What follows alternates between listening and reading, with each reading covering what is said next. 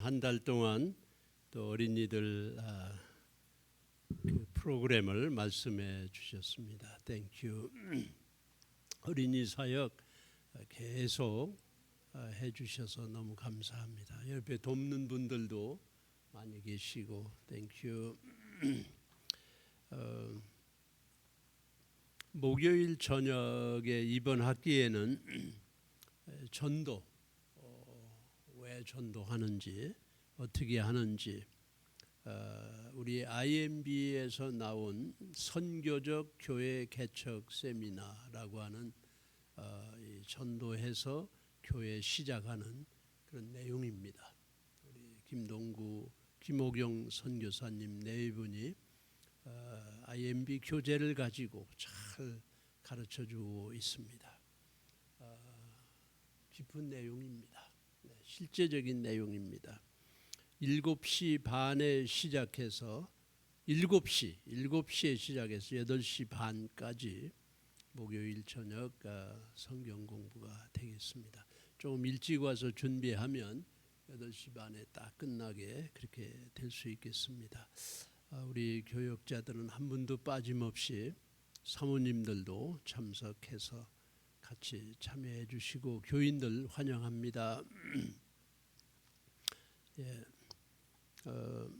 그리고 우리 총회 캘리포니아 서던 베스트 컨벤션 총회에서 제공하는 이벤젤리즘 트레이닝 컨퍼런스가 9월 9일 날 우리 신학교에서 9시부터 오후 2시까지 있습니다.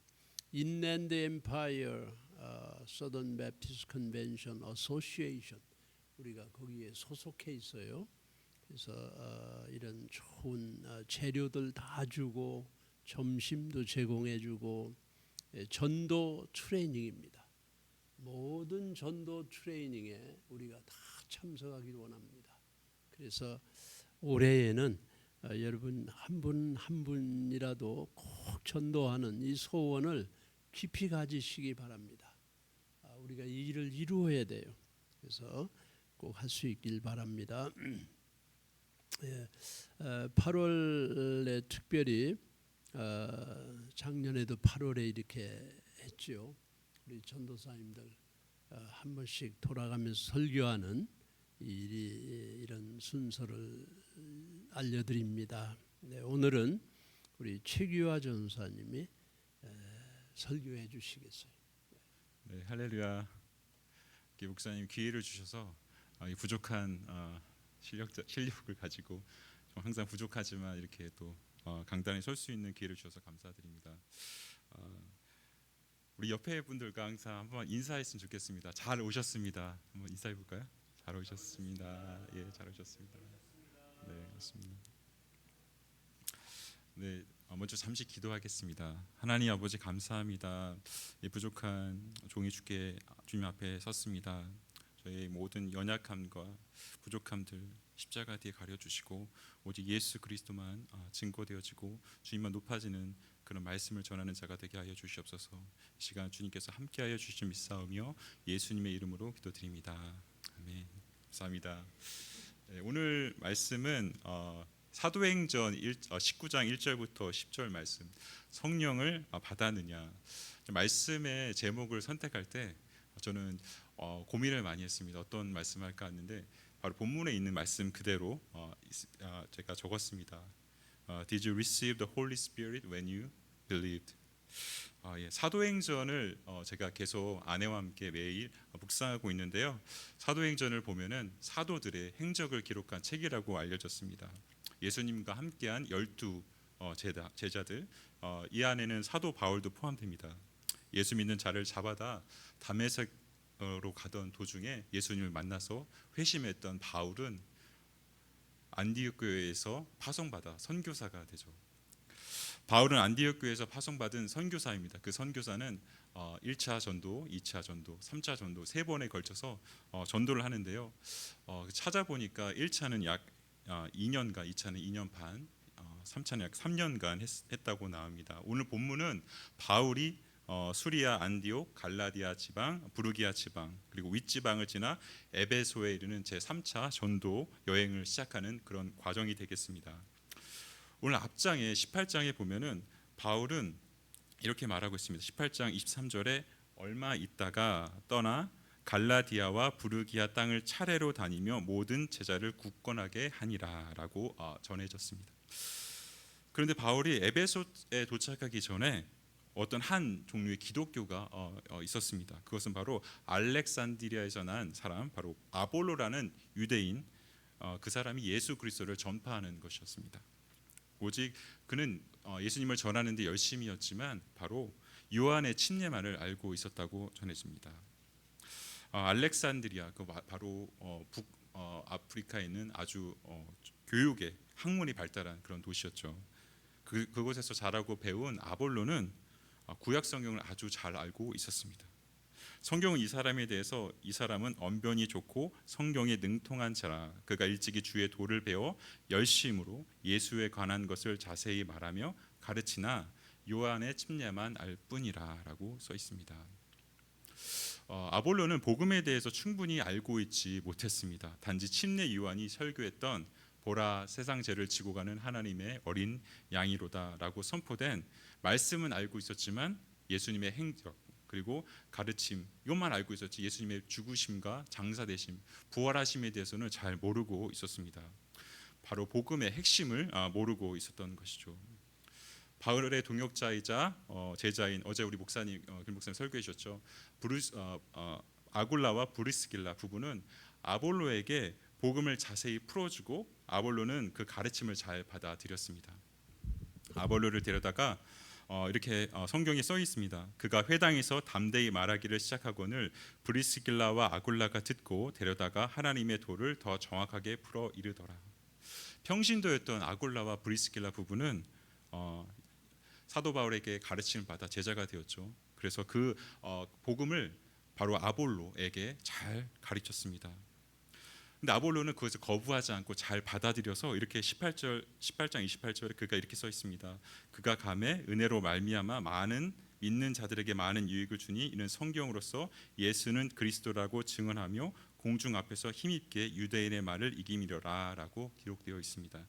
여기까지가 오늘 이전의 상황입니다. 그러니까 아볼로는 아볼로에게서 교육받고 훈련받고 이런 말씀을 가르침을 받던 사람들, 바로 제자들이 오늘 본문에서 나오게 되는데요. 바울이 윗지방으로 다녀 에베소에서 어떤 제자를 만나. 그렇습니다. 바울은 에베소에 갔는데 그곳에서 어떤 제자들을 만납니다. 바울을 통해서 예수님을 믿게 된 것이 아니라 바로 아볼로를 통해서 예수님을 믿게 된 거죠.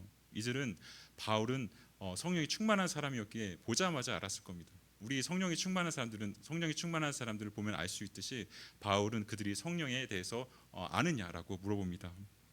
하지만 이들이 성령에 대해서 알지 못한다. 그런 것 같습니다. 성령에 충만한 사람들은 특징들이 있잖아요. 아마도 바울은 그것에 대해서 정말 중요하게 생각하고 그들에게 물어봤지만 돌아온 대답은 잘 모른다라는 것이었죠. 바로 구약의 율법과 법도를 물어보고 잘 지키느냐가 아니라 바로 이들의 핵심을 물어봅니다. 성령을 받았느냐. 성령이 충만한 사람은 금방 알아보는 것처럼 5절에 우리가 마가복음 5장에 2장 5절에 이렇게 나옵니다. 예수께서 저들의 믿음을 보시고 성령과 함께 사역을 하시고 성령 가운데 거하였던 예수님, 성령과 함께 사역하셨던 예수님은 그들의 믿음을 한 번에 보고 아셨던 것 같습니다.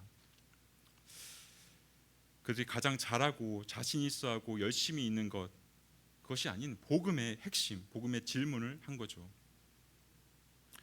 요한의 침례만 알았을 뿐 성령의 침례는 몰랐던 것 같습니다. 우리의 모습과 같은 그런 것 같습니다. 주석에는 요한의 침례에 대해서 이렇게 말합니다. 상징을 알았으나 실체는 몰랐다. 형식은 알았으나 내용은 몰랐다라는 것이죠. 맞습니다. 그는 제자이기에 구약을 아주 빠삭하게 알고 있었을 겁니다. 아마 저보다도 많이 알고 여기 있는 모든 사람보다도 많이 우리 교수님 빼고는 많이 알았을 것 같습니다. 율법의 제사 그리고 코셔 음식 이런 거 잘 알고 있었겠죠. 하지만 가장 중요한 것, 가장 핵심적인 것은 모르고 있었다는 것입니다. 우리 이런 사람을 뭐라고 하냐면 안고 없는 찐빵, 그다음에 속 없는 만두. 맞습니다. 그런 사람들이었던 거죠. 우리는 그런 음식들을 먹지 않습니다. 바로 쓰레기통에 갖다 버리게 되죠. 침례 요한은 자신 뒤에 오시는 이를 믿으라고 했습니다. 바로 그분은 바로 예수 그리스도이십니다. 첫 번째, 그리스도인들은 성령 하나님을 경험해야 합니다. 바로 성령을 알아야 하고 경험해야 합니다. 우리는 매주 전도하면서 다양한 사람들을 만납니다.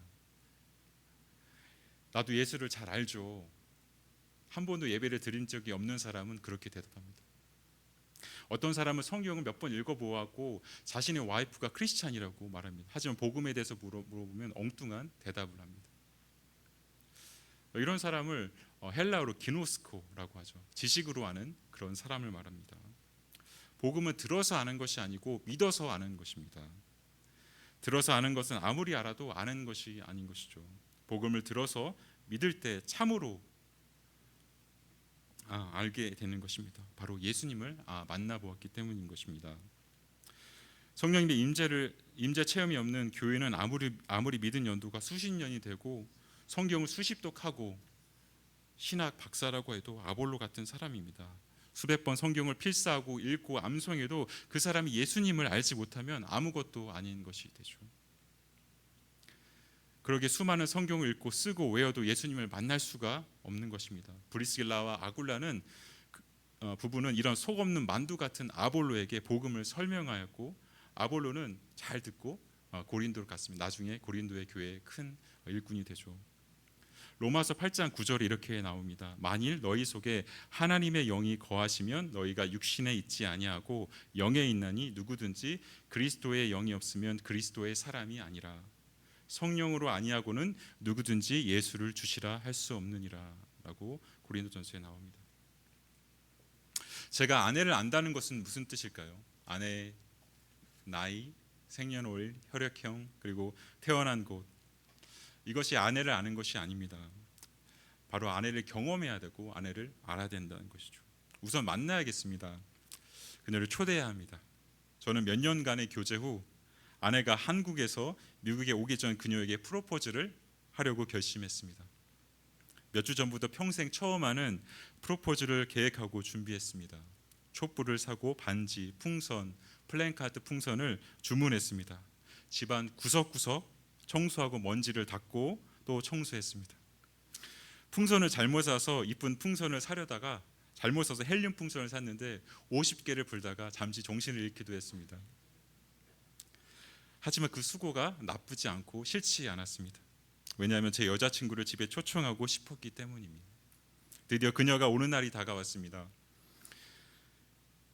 새벽부터 샤워를 하고 꽃을 사고 향수를 뿌리고 집안을 다시 청소하고 집안의 무드등과 LED 등을 벽에 달고 멋지게 보이려고 노력했습니다. 아침에 코스트코에 가서 산 꽃을 그녀에게 주고 저희 집에 초대했습니다. 결과는 성공적이었습니다. 지금 아기와 아내가 함께 있습니다.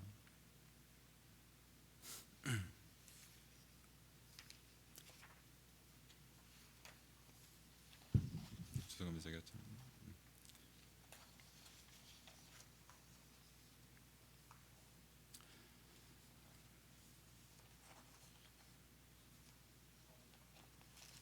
제가 이거 하다가 너무 흥분한 나머지 스크립트를 주겠습니다. 죄송합니다.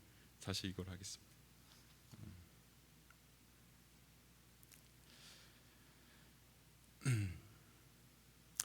네, 누군가를 초대하려면 내 주변부터 깨끗하게 정리해야 합니다. 버릴 건 버리고 정리할 건 정리해야 합니다. 전에 만났던 사람들도 모두 깨끗하게 정리해야 합니다. 왜냐하면 여자친구를 집에 모셔야 하기 때문입니다. 아닙니까? 네. 성령님을 모시는 것에 제 아내의 예를 들어 죄송합니다.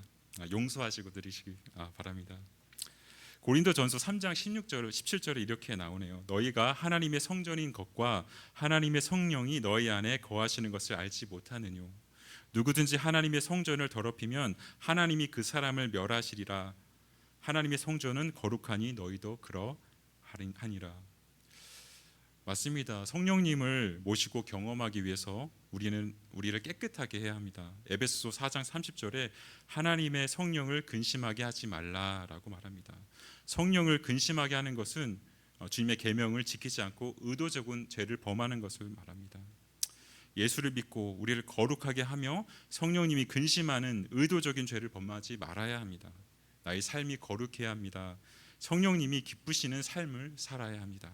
그리고 기도하고 말씀 묵상하고 예수 그리스도를 구주로 주님으로 모시는 삶의 고백을 매일 드려야 합니다.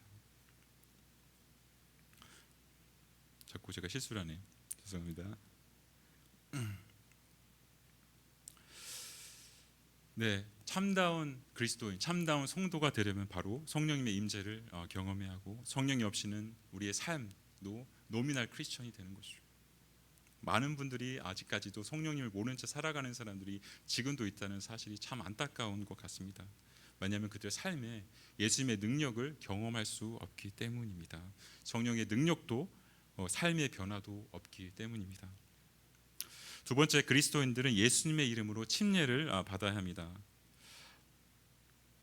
바울이 에베소에서 설교를 하고 있을 때 1단의 무리 12명이죠. 침례 요한에게 침례를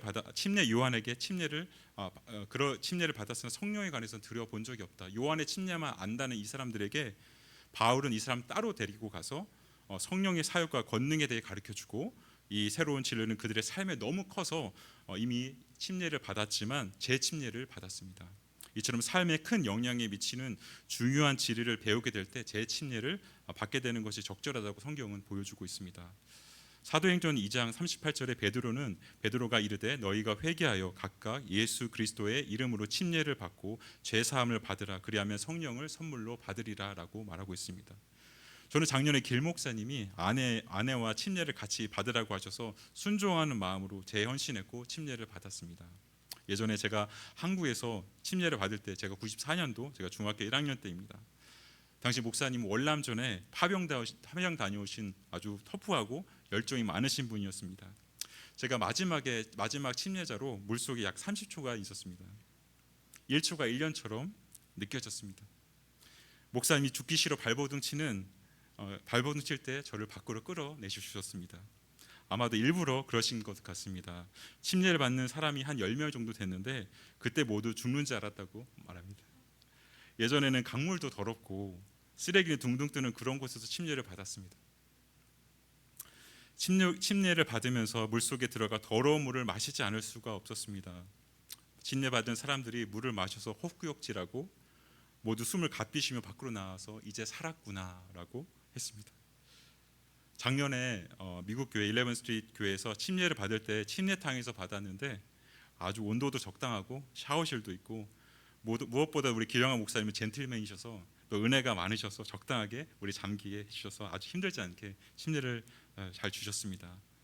침례의 트라우마를 겪지 않을 수 있었습니다. 그렇게 감격과 감사의 침례를 받았습니다. 그렇습니다, 여러분. 침례란 죄악을 버리기로 결단하고 그 죄악된 삶을 예수님과 함께 물속에 장사 지내고 그 새 생명 가운데 행할 것을 결단함으로 침례를 받는 사람에게는 성령께서 함께 임한다는 사실 오늘 본문을 통해서도 나옵니다. 성령께서 그를 도와 거룩한 길, 생명의 길, 또한 부흥의 길로 인도하신다는 것을 우리가 알 수 있습니다. 우리가 성령을 받기 원한다면 침례를 받아야 하는 것이죠. 인자로 오신 예수님조차도 침례를 받으시고 기도하실 때 성령을 받으시고 공생애를 시작하셨습니다. 예수님과 함께하는 거룩한 삶을 결단하고 침례를 받음으로써 성령님과 동행하는 복된 인생이 되기를 저는 소망합니다. 고린도전서 12장 13절에 우리가 유대인이나 헬라인이나 종이나 자유인이나 다 한 성령으로 침례를 받아 한 몸이 되었고 또 다 한 성령을 마시게 하셨느니라. 성령님은 하나님이시기에 우리가 성령님 안에 거할 때 성령님 안에서 하나님과 한 몸이 되는 것입니다. 우리가 한 성령님 안에서 하나님과 한 몸이 이룰 때 원수 마귀의 공격으로부터 우리가 이길 수 있게 되고 자유케 됨을 맛보게 됩니다. 하나님 아버지의 풍성한 사랑을 맛보게 되고 이 땅에서 천국의 영광을 미리 맛보게 됩니다. 죄송합니다. 또 집안 얘기를 합니다. 아내랑 연애하면서 전 아내가 임신이 힘들다는 자궁 내막중 수술을 했다는 사실을 알게 되었습니다. 전 이 여자랑 결혼하면 평생 아기를 가질 수 없다는 생각이 들었고 이 결혼이 맞는지 기도하기 시작했습니다. 근데 성령님은 제게 평안함을 주시는 것이었습니다. 그리고 제가 이 여자랑 결혼을 하라는 마음을 주셨습니다. 세상 이치와 잣대로는 마이너스가 되는 결혼을 하면 안 된다고 배웠습니다. 선교사로 가려는 저의 결혼 조건과 맞는 것도 아니었습니다. 손해가 나는 결혼 조건이었습니다. 하지만 수개월 동안 기도 후 전 믿음의 결단을 내렸습니다. 결혼을 해서 아기가 없어도 선하신 하나님께 감사하고 순종하겠다고 생각했습니다. 필요하면 입양을 할 생각도 있었습니다. 결혼을 하고 아내는 임신에 관해서 불안해했습니다. 결혼 후 3달이 지나서 목사님이 아내와 함께 침례를 받으라고 하셨습니다. 전 아내와 상의 후 순종함으로 침례를 받고 공동체 안에서 그리스도를 나의 구주와 주님으로 고백하였습니다. 이후에 놀라운 일이 벌어졌습니다. 바로 이혜리가 임신되었습니다. 바로 임신일을 계산하니 침례 날이었습니다. 할렐루야, 믿으십니까? 아멘. 네. 오늘 본문에 기록되기를 바울이 그들에게 안수함에 성령이 그들에게 임하심으로 방언도 하고 예언도 하니. 여러분, 기적이 일어날 수 있음을 믿으십니까? 아이를 갖기 원하신 분이 계시면 길 목사님에게 침례를 받으시기를 추천드립니다. 아멘. 아멘. 네, 전 분명히 하나님의 능력을 경험했고 보았고 체험했습니다. 하나님은 선하시고 좋으신 분이십니다. God is good all the time. All the time God is good. 아멘. 마지막 그리스도인들은 성령을 받고 과거와 다른 삶을 살아야 합니다. 저는 사도행전 1장 4절에서 5절의 말씀 읽겠습니다. 사도와 함께 모이사 그들에게 분부하여 이르시되 예루살렘을 떠나지 말고 내게서 들은 바 아버지께서 약속하신 것을 기다리라. 요한은 물로 침례를 베풀었으나 너희는 몇 날이 못되어 성령으로 침례를 받으리라 하셨느니라. 여러분, 예수님을 믿고 나서 우리 육신의 옷을 입고 있기 때문에 세상에 나가 살다 보면 죄의 유혹에 넘어지고 또 내 감정을 다스리지 못해서 분노하고 소리 지르고 다투기도 합니다. 어쩔 땐 적당히 죄와 타협하며 살기도 합니다. 거짓말도 하고 살게 되는 것입니다. 왜 그럴까요? 성령 충만 받지 못해서 그렇습니다. 성령 충만 받아야 이 죄의 문제로부터 해결할 수 있게 되는 것이죠. 에베소 5장 8절에 보면은 또 넘어갔습니다. 죄송합니다.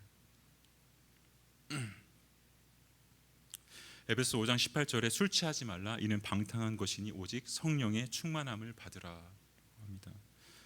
성령의 충만함을 받으라고 합니다. 성령의 충만함을 받으면 능력 있는 신앙생활을 할 수 있습니다. 내 마음에 내 감정도 잘 다스릴 수 있고요. 무엇보다도 사소한 것에 영향을 받아서 상처받고 낙심하고 분노하지 않고 미워하지 않게 됩니다. 그리고 성령 충만함을 받게 되면 바로 샘솟는 없는 기쁨으로 인해서 세상이 달라 보이기 시작합니다. 찬양도 즐겁고요, 기도도 즐겁고, 그리고 예배도 즐겁고, 교회 나오는 것도 즐겁고, 전도하는 것도 너무 기쁩니다.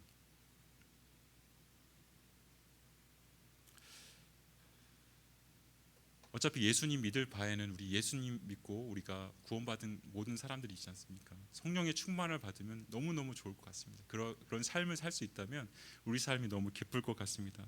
낙심하고 상처 주는 삶에서 우리는 다른 삶, 우리는 주님과 더 가까워지는 삶을 살고 그렇게 살 수 있다고 저는 믿습니다. 오늘 아침에 이 말씀을 묵상하면서 아내와 그 얘기를 했습니다.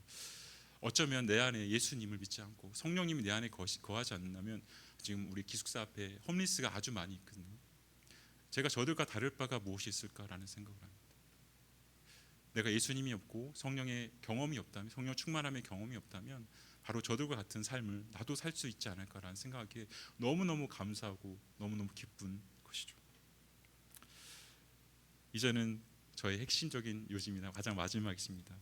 바로 사도행전 1장 8절의 말씀입니다. 우리가 성령을 받으면 무엇을 해야 할까요? 바로 권능을 받고 복음의 증인된 삶을 살아야 하는 것이죠.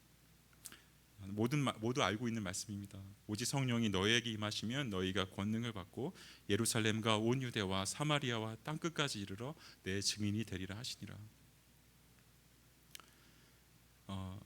내가 아버지께로 너희에게 보낼 보혜사 곧 아버지께로서 나오시는 진리의 성령이 오실 때에 그가 나를 증거하실 것이요. 사도행전 말씀에 빌기를 다음에 모인 곳이 진동하더니 우리가 다 성령이 충만하여 담대히 하나님의 말씀을 전하니라. 오늘 사도행전 19장 8절에서 10절 말씀입니다.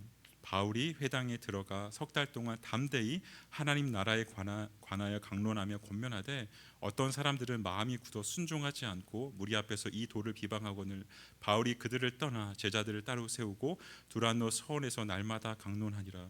2해 동안 이같이 하니 아시아에 사는 자는 유대인이나 헬라인이나 다 주의 말씀을 듣더라. 네. 여러분, 오순절 성령 강림 이후 20년이 흘렀습니다. 그런데요, 아직도 예수님을 모르는 사람이 있어요. 저는 이 말씀에 되게 놀랐습니다. 우리가 복음을 들고 나갈 때 보면은 아직도 예수님을 모르는 사람이 있다는 사실입니다. 우리 김동구 선교사님이 중국에서 사역하실 때 부족이 50개가 넘는 부족이 있다고 하는데 복음을 듣지 못한 사람들이 아직도 있다고 하는 사실을 들었을 때 마음이 뜨거워지기 시작했습니다.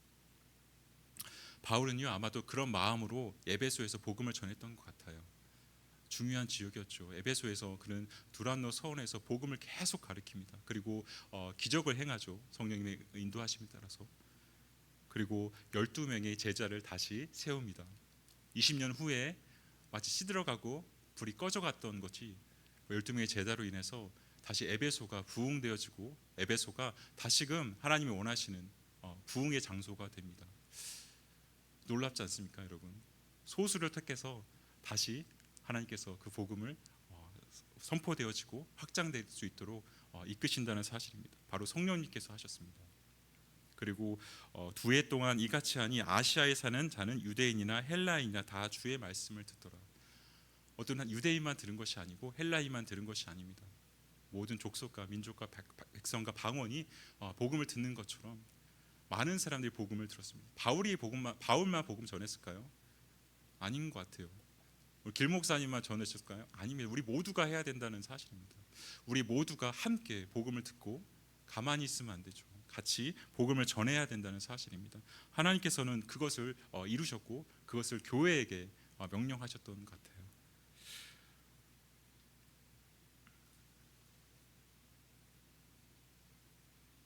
성령이 임하시면 능력을 받고 우리는 복음을 전할 수 있습니다. 우리는 다른 삶을 살 수 있고요, 다른 인생을 살 수 있다고 믿습니다. 우리는 이 말씀 가운데 우리가 다시 한번 재원신했으면 좋겠습니다.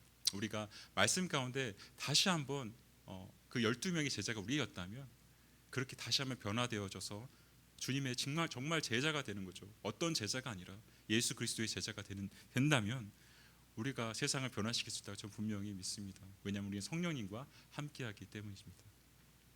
기도하시겠습니다.